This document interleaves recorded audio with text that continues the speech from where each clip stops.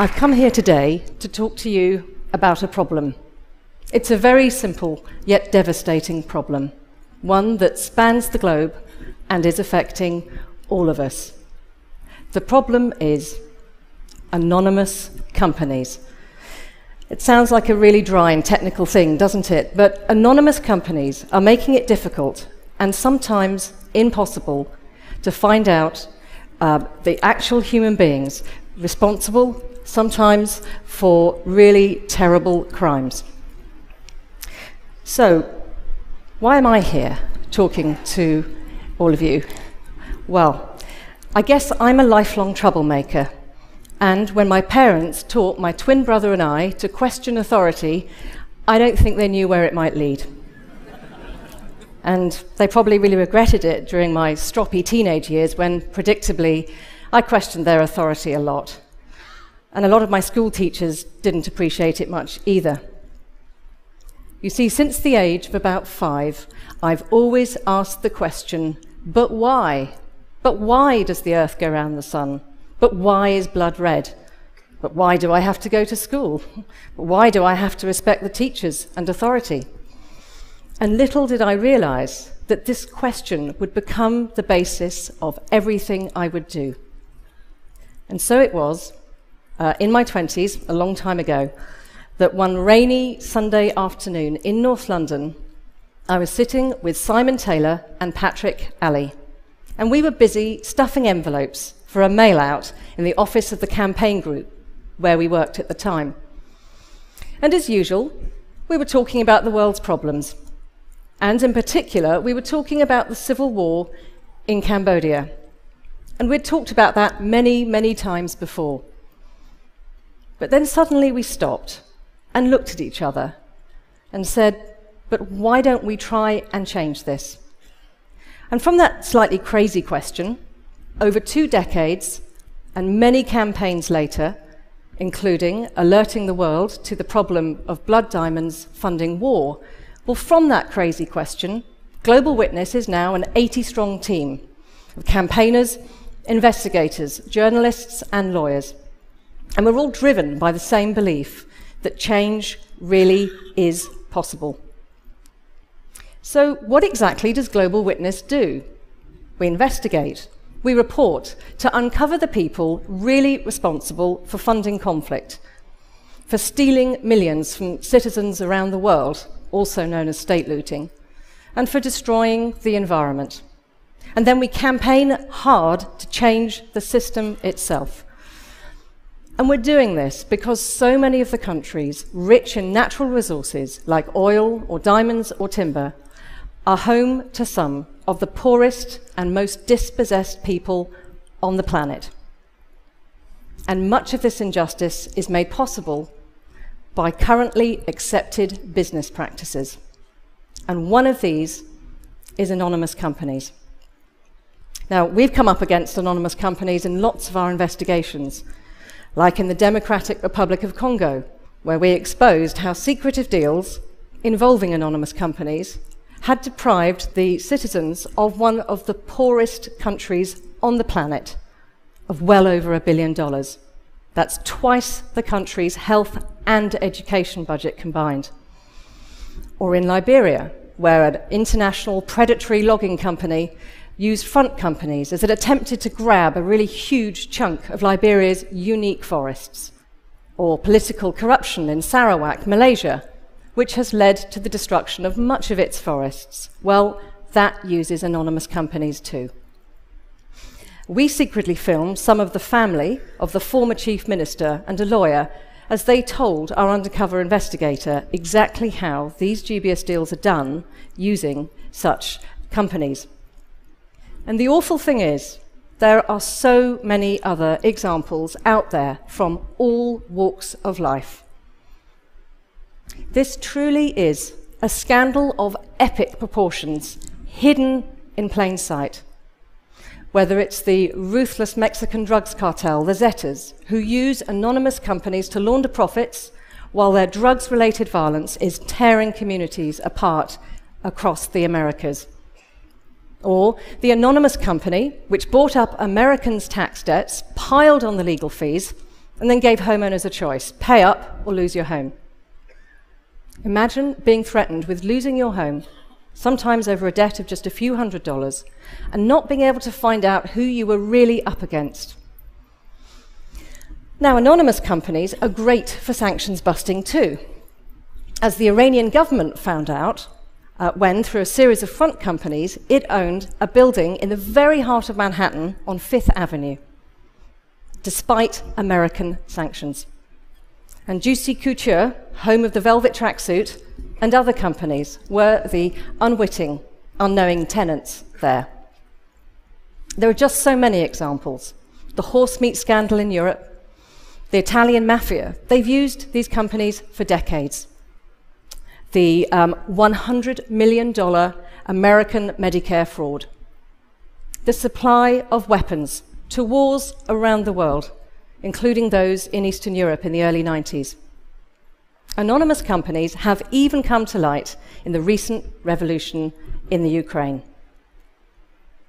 But for every case that we and others expose, there are so many more that will remain hidden away because of the current system. And it's just a simple truth that some of the people responsible for outrageous crimes, for stealing from you and me and millions of others, well, they are remaining faceless, and they are escaping accountability, and they're doing this with ease, and they're doing it using legal structures.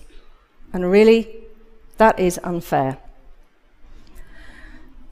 Well, you might well ask, what exactly is an anonymous company, and can I really set one up and use it without anyone knowing who I am? Well, the answer is yes, you can. But if you're anything like me, you'll want to see some of that for yourself. So let me show you. Well, first, you need to work out where you want to set it up. Now, at this point, you might be imagining one of those lovely tropical island tax havens. But here's the thing. Shockingly, my own hometown, London, and indeed the UK, is one of the best places in the world to set up an anonymous company. And the other, even better, well, I'm afraid that's America. Do you know, in some states across America, you need less identification to open up a company than you do to get a library card.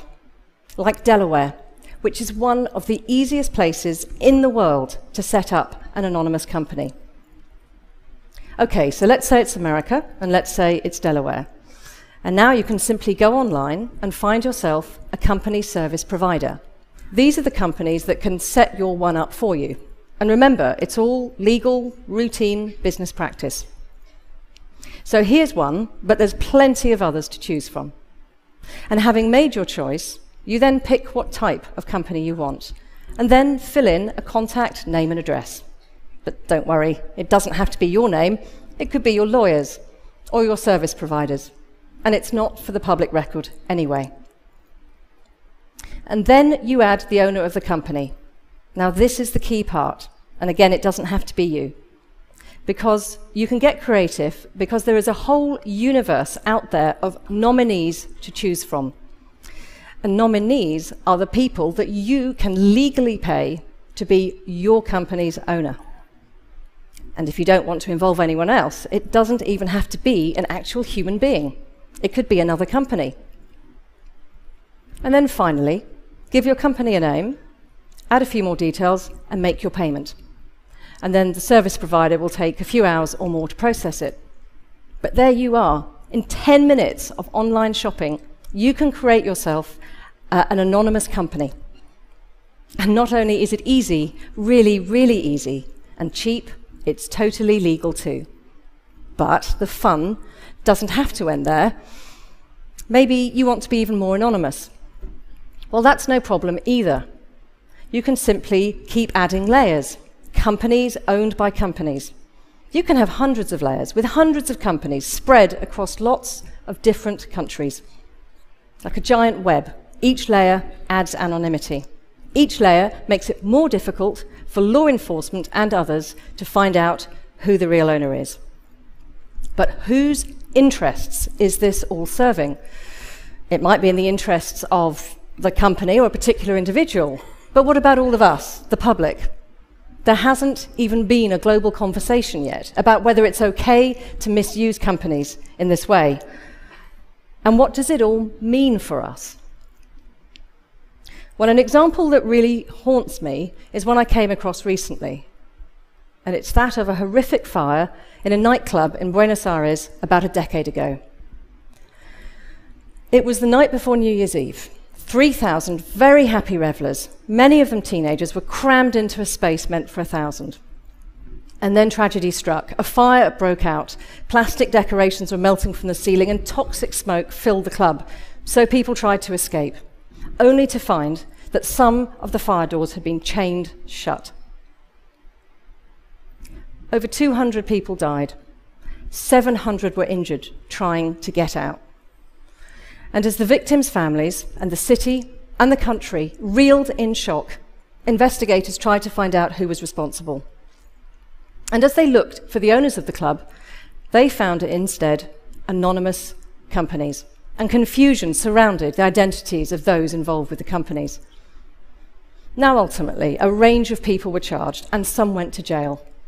But this was an awful tragedy, and it shouldn't have been so difficult just to try and find out who was responsible for those deaths. Because in an age when there is so much information out there in the open, why should this crucial information about company ownership stay hidden away? Why should tax evaders, corrupt government officials, arms traders, and more be able to hide their identities from us, the public? Why should this secrecy be such an accepted business practice? I mean, anonymous companies might be the norm right now, but it wasn't always this way. Companies were created to give people a chance to innovate and not have to put everything on the line. Companies were created to limit financial risk. They were never intended to be used as a moral shield. Companies were never intended to be anonymous, and they don't have to be.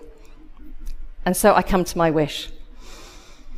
My wish is for us to know who owns and controls companies so that they can no longer be used anonymously against the public good. Together, let's ignite world opinion, change the law, and launch a new era of openness in business. So what might this look like? Well, imagine if you could go online and look up the real owner of a company.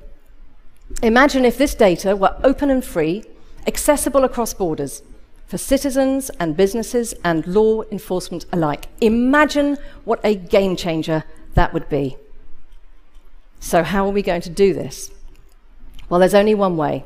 Together, we have to change the law globally to create public registries which list the true owners of companies and can be accessed by all with no loopholes.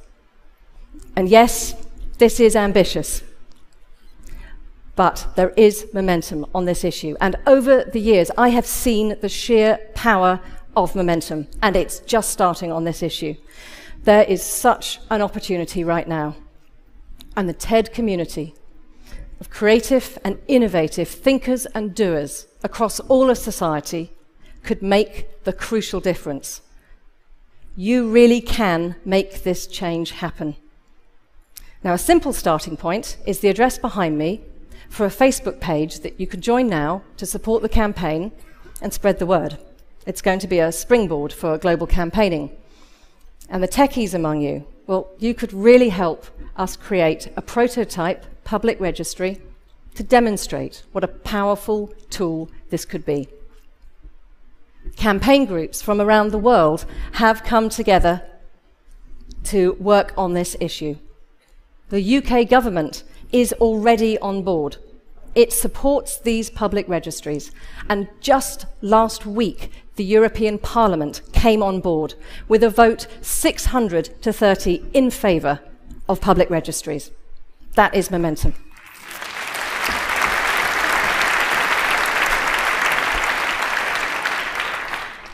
But it's early days. America still needs to come on board, as do so many other countries. And to succeed, we will all together need to help and push our politicians, because without that, real, far-reaching, world-shifting change just isn't going to happen. Because this isn't just about changing the law. This is about starting a conversation about what it's okay for companies to do, and in what ways is it acceptable to use company structures. This isn't just a dry policy issue. This is a human issue which affects us all. This is about being on the right side of history. Global citizens, innovators, business leaders, individuals, we need you. Together, let's kickstart this global movement. Let's just do it. Let's end anonymous companies. Thank you.